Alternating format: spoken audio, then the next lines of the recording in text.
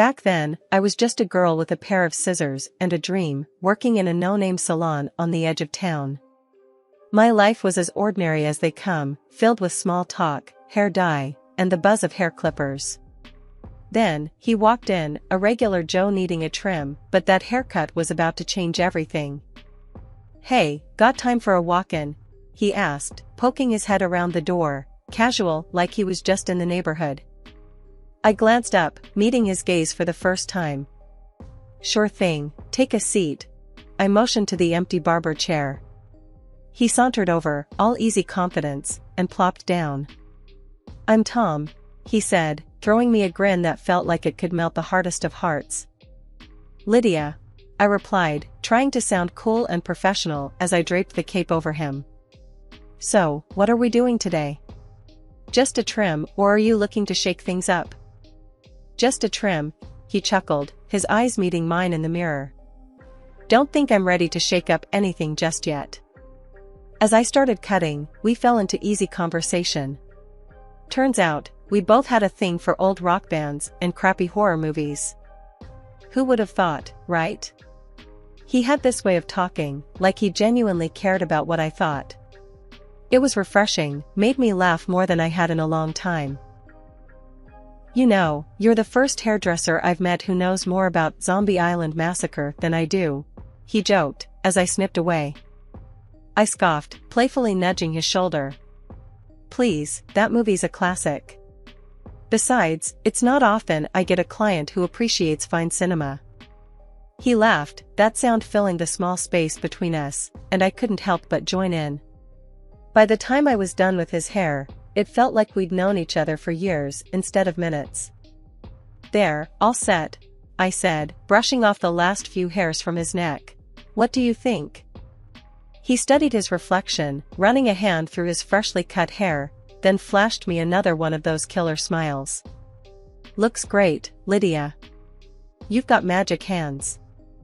I felt a blush creep up my neck. "Thanks, Tom. That'll be $15.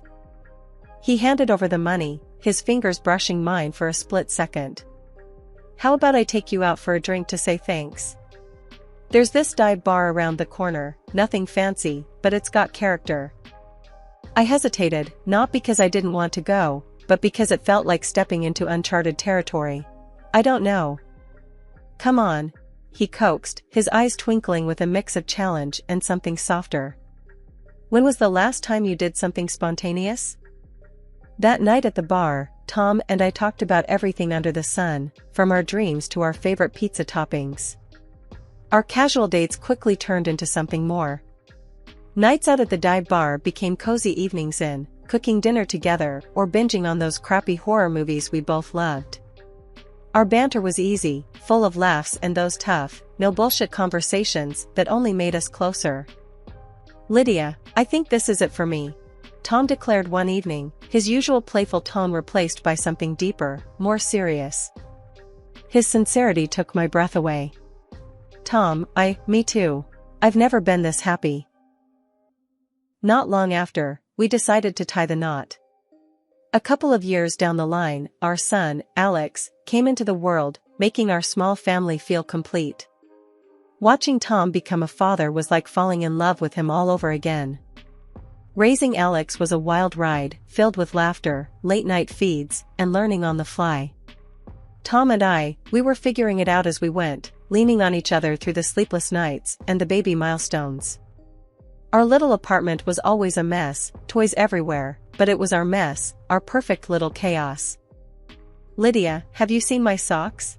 Tom would holler from the bedroom, over the sound of Alex's giggles as I chased him around the living room. "In the drawer where they always are," I'd shout back, trying not to trip over the myriad of toys strewn across the floor. Life was good, simple but good. As Alex grew, so did our family dynamic. He was this bright, curious kid with a wild imagination and an even wilder energy level. Keeping up with him was a full-time job, but Tom and we tag-teamed it like pros. 30 years have passed at such a pleasantly insane pace. Then came the day Sarah walked into my salon.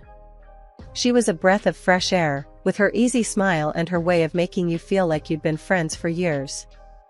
As she sat in my chair, pouring her heart out about her recent breakup, I found myself genuinely caring about this girl, her story touching something in me. "Men are trash," she huffed, a fire in her eyes as she recounted her tale of woe. I couldn't help but laugh, snipping away at her hair. "Not all of them, surely. I got lucky with mine, but it took a few frogs to find my prince." She smiled at that, a real smile that reached her eyes. "You give me hope, Lydia." It was during one of these sessions that Alex decided to drop by, something about needing to borrow money for God knows what. The moment he and Sarah met, it was like watching a live spark. They hit it off instantly, their chemistry undeniable.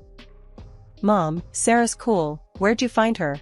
Alex asked later, trying to sound nonchalant but failing miserably. "In my chair, where else?" I teased, knowing full well what was brewing between those two. Sure enough, they started dating, and it wasn't long before they were inseparable. Watching them together, it was like witnessing a whole new chapter beginning, not just for them, but for our family too. Their whirlwind romance led them down the aisle in no time, and Tom and I found ourselves welcoming Sarah into the family with open arms. "Dad, I'm gonna marry her," Alex announced one day, a serious look on his face. Tom clapped him on the back, a broad smile spreading across his face. "You've got my blessing, son. Just make sure you're ready for the wild ride that is marriage." And what a ride it was. Their wedding was a simple affair, much like ours had been, but it was perfect. There was laughter, dancing, and an overwhelming sense of joy that filled the air. "Welcome to the family, Sarah," I said, pulling her into a hug. "You're stuck with us now, for better or worse." She laughed, hugging me back. "Wouldn't have it any other way, Lydia." Our family gatherings became the highlight of our weeks, filled with good food, great company, and the inevitable stories of Alex trying to impress Sarah with his not-so-impressive cooking skills. "Mom, tell Sarah about the time I made that 3-course meal," Alex would say, puffing out his chest with pride. I'd exchange a knowing look with Sarah, then dive into the tale, embellishing here and there for comedic effect. Well, the fire department only had to come once, so I'd say it was a success. Everyone would burst into laughter, the sound and melody that filled our home with warmth and happiness. Life has a way of throwing curveballs, and ours came hurtling out of left field. Tom, my rock, the guy who'd been by my side through thick and thin, started acting off. It was little things at first, staying late at work, business trips that seemed to pop up out of nowhere. "Tom, you're working late again?" I'd ask, phone cradled between my ear and shoulder as I tried to juggle dinner prep. "Yeah, babe, big project. You know how it is." His voice came through, tired but edged with something I couldn't quite place. I did know, or at least I thought I did. But then the late nights started stacking up, becoming more the rule than the exception. "And the gym?"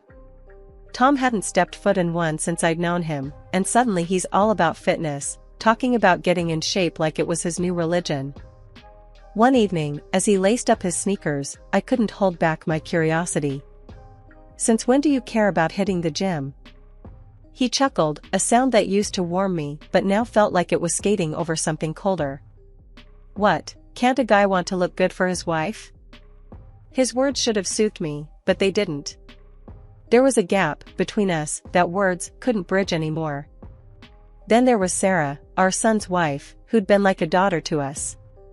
She was in on these family dinners, laughing and joking, yet I noticed she'd started spending more time on her phone, smiling at texts in a way that seemed off. "Who's keeping you smiling like that?" I asked her one afternoon as we cleared up after lunch. "Just a friend from work, you know how it is," she replied, her gaze darting away from mine a little too quickly. "Yeah, I know how it is," I echoed, a sinking feeling in my stomach. Things came to a head when a friend of mine, Jenna, pulled me aside one day. We were at the market, and out of nowhere, she said, "Lydia, I saw Tom at the hotel downtown, and he wasn't alone." My heart stopped. "What are you talking about, Jenna?" "Tom's been on a business trip." She hesitated, then pulled out her phone, showing me a video. There he was, my Tom, arm around a woman. That alone was a gut punch, but when the woman turned her face towards the camera, the ground slipped away beneath me. It was Sarah. I felt like I was choking, the air too thick to breathe. This has to be a mistake, I whispered, more to myself than to Jenna. I wouldn't tell you if I wasn't sure, Lydia, Jenna said, her voice full of sympathy I didn't want or need. I nodded, numb, asking her to send me the video before we parted ways. When I got home, Tom was his usual self, asking about my day with that same distracted air. I looked at him, really looked at him, and saw a stranger where my husband used to be. Everything's fine, I lied smoothly, the words tasting like ash in my mouth. Just the usual day. I needed time to think, to plan, to figure out what the hell I was going to do. Later, alone in our room, I watched the video again. And there it was, the truth I couldn't deny any longer. All of Tom's late nights, his newfound love for the gym, it all made a sickening kind of sense. I sat there, phone in hand, feeling a rage and sorrow I didn't know were possible. Tom, the man I'd spent my life with, and Sarah, who I'd welcomed into our family with open arms, had betrayed me in the most unimaginable way. The days following the revelation felt like walking through a thick fog, each step heavier than the last. But I knew I had to clear the air, for my sake and Alex's. The decision to confront Tom and Sarah together weighed on me like a ton of bricks. My hand shook as I dialed Alex's number, my heart pounding against my ribcage. Hey, Mom, what's up? Alex's voice, always so full of life, cut through the silence of the room. I took a deep breath, steadying myself. Alex, we need to talk. It's important. Can you come over? There was a brief pause, concern creeping into his tone. Sure, everything okay? We'll talk when you get here, honey, I said, trying to keep my voice even. The wait for Alex to arrive was excruciating. Tom was out, probably with her, leaving me alone with my thoughts and the damning video on my phone. When Alex finally walked through the door, his brows were furrowed in worry. Mom? You're scaring me. What's going on? He asked, closing the door behind him. I motioned for him to sit down, my hands trembling as I passed him my phone. Watch this, I said, the words barely a whisper. Alex's confusion turned to shock, then horror as the video played out. He looked up at me, his eyes searching for an explanation, any explanation that could make this nightmare make sense. Mom, please tell me this isn't real, he begged, the pain in his voice a mirror of my own. It's real, Alex. I'm so sorry, I said, my voice breaking. We sat in silence, the weight of betrayal hanging heavy between us. After what felt like an eternity, Alex spoke up, his voice hardened with resolve. We need to confront them. Together, he said, and I nodded. There was no other way forward. The dinner table was set, a macabre stage for the unraveling of our family. Tom and Sarah arrived together, oblivious to the storm they were about to walk into. Their laughter grated on my nerves, but I kept my composure. Lydia, this looks wonderful, Sarah said, taking her seat with a smile that didn't reach her eyes. I forced a smile in return, waiting for Alex to signal he was ready. He gave me a subtle nod, and I knew it was time. Tom, Sarah, we have something to show you, I said, my voice steady, despite the turmoil inside me. I played the video, watching their faces closely. Tom's expression crumbled, guilt washing over him. Sarah, on the other hand, looked defiant, even as her facade began to crack. This is nonsense. It's not what it looks like, Tom stammered, looking from me to Alex, desperate for any sign of belief. What, are you going to deny it? Even now? Alex's voice was cold, his anger palpable. Sarah finally spoke up, her voice laced with arrogance. What? Afraid of a little competition? The room went silent, the audacity of her words hanging in the air. Tom looked defeated, the reality of his actions finally dawning on him. Competition? Is that what I am to you? I asked, my heart breaking all over again. Alex stood up abruptly, his chair scraping against the floor. I want you out of my house, now. He directed at Sarah, his voice leaving no room for argument. She scoffed, her delusion seemingly boundless. We need housing. I'm entitled to half of this apartment and alimony.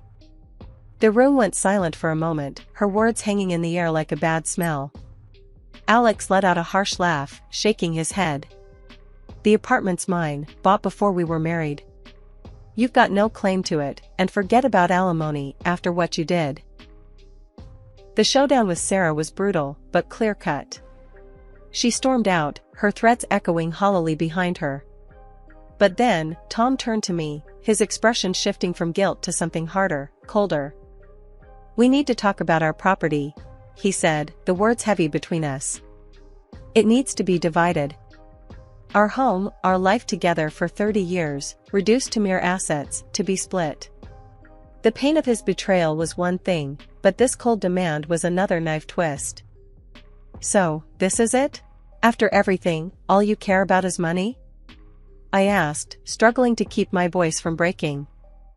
It's only fair. We built this together, so we split it, Tom replied, his voice void of the warmth I once knew. The divorce was nothing short of a soap opera, with more drama and screaming than I'd ever experienced in my life. Courtrooms aren't exactly the place for airing family secrets, but there we were, laying it all out for the judge to see. Tom had decided to throw in his lot with Sarah, his son's ex-wife, of all people. If you'd told me a couple of years ago that my life would turn into this mess, I'd have laughed in disbelief.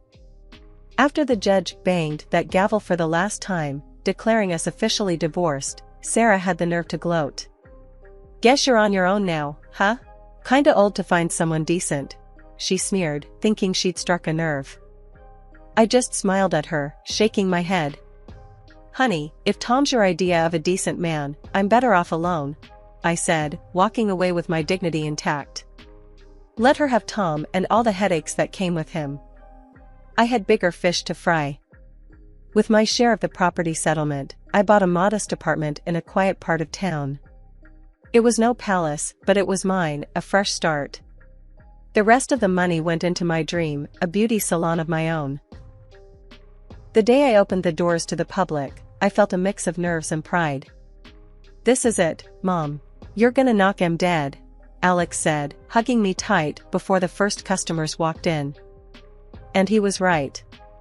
Word of mouth spread, and before I knew it, Lydia's Oasis was the go-to spot in town. The online reviews raved about the place, and my heart swelled with pride every time I read a new one. Alex's life took a turn for the better, too. He met Emily, a woman as far from Sarah as the moon is from the sun. When they got married, it was a small affair, full of love and laughter, the complete opposite of his first wedding. And then came the twins, my beautiful grandbabies, filling my life with joy I didn't know was missing. Babysitting duty, Mom. You up for it? Alex would ask, dropping the twins off so he and Emily could have some much-needed couple time.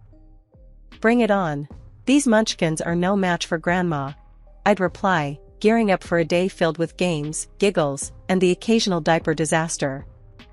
Sarah's words from the courthouse echoed in my mind, and I laughed. Old and alone? Far from it. I was surrounded by love, my business was thriving, and my heart was full. I didn't just survive, I flourished. And as for Tom and Sarah, well, let's just say I wished them all the happiness they deserved. That call, it hit me like a freight train out of nowhere. Tom, of all people, with his voice oozing confidence like he was entitled to something from me. Lydia, you know, that salon of yours. I was thinking, given how well it's doing and all, it's only fair I get a piece of it. After all, wasn't it my money that got it started? He had the audacity to claim. I felt my blood boil, but managed to keep my cool. Oh, is that so? I played along, curiosity getting the better of me. Why don't we meet and chat about this, Tom? Say, next week? The call with Alex that followed was a whirlwind of emotion. Can you believe this, Alex?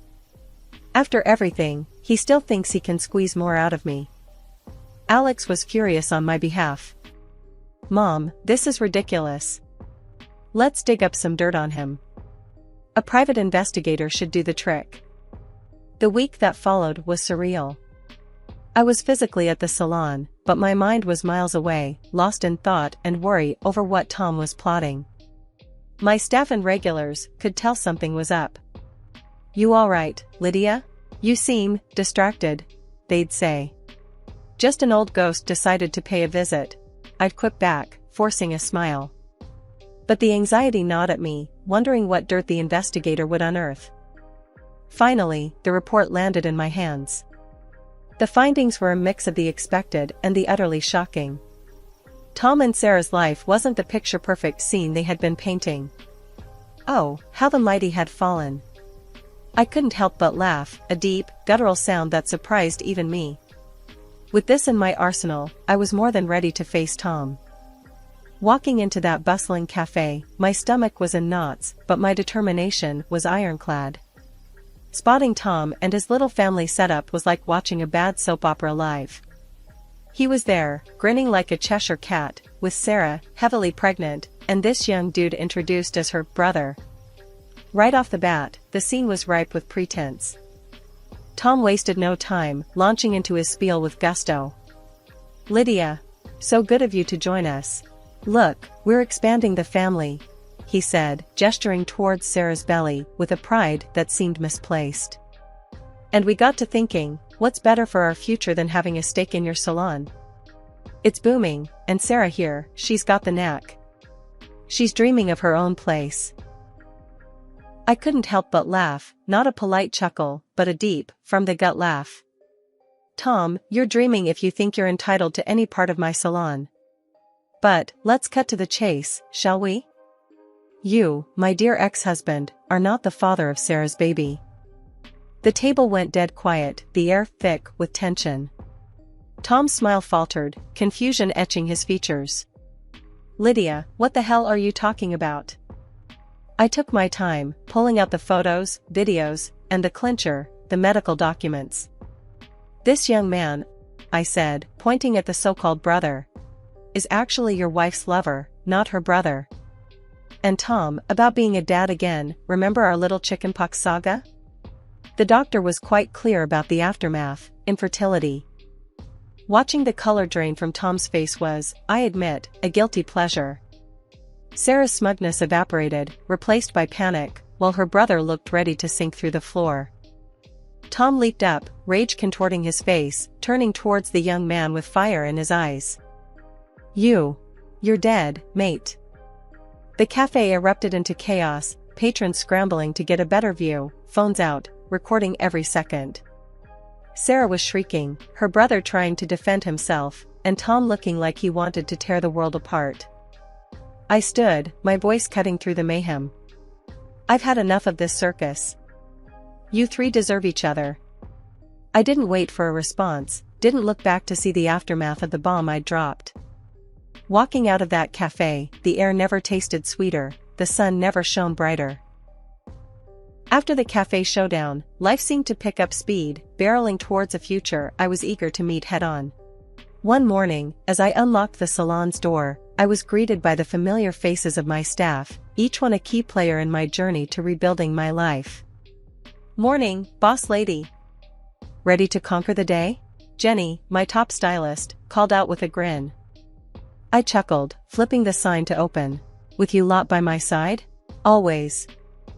The day was a whirlwind of snips and styles, laughter, and gossip, the kind of day that reminded me why I'd fallen in love with this business in the first place. As we were closing up, Alex and Emily stopped by, the twins in tow, their faces smeared with what looked suspiciously like chocolate. "Grandma, look what we made at school today," one of the twins, Mia, exclaimed, holding up a drawing that was more abstract than anything. I crouched down to their level, pulling them into a hug. "This is going straight on the fridge, my little artists." Alex watched us, a soft smile on his face. "You're doing amazing, Mom. I'm proud of you." I stood up, ruffling the twins' hair. "We're doing amazing, Alex. This family, this life, it's more than I could have asked for." That night, as I sat on my balcony, watching the sunset paint the sky in hues of orange and pink, I couldn't help but feel grateful. Grateful for the struggles that had shaped me, for the betrayal that had tested me, and for the love that had seen me through. Tom and Sarah were now just footnotes in my story, a story that was far from over. I had chapters yet to write, adventures yet to embark on, and love yet to give. The dawn of a new day had never felt so sweet, so full of promise.